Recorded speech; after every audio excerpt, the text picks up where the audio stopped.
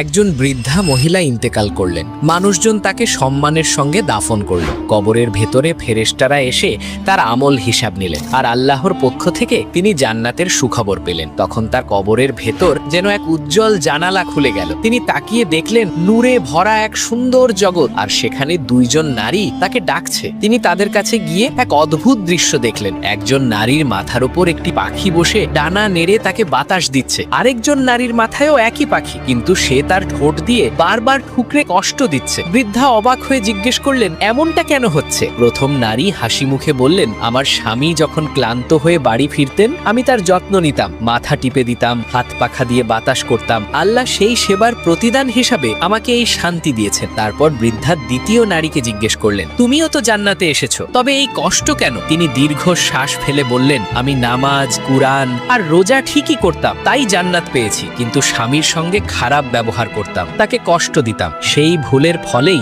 আজ এই শাস্তি ভোগ করছি।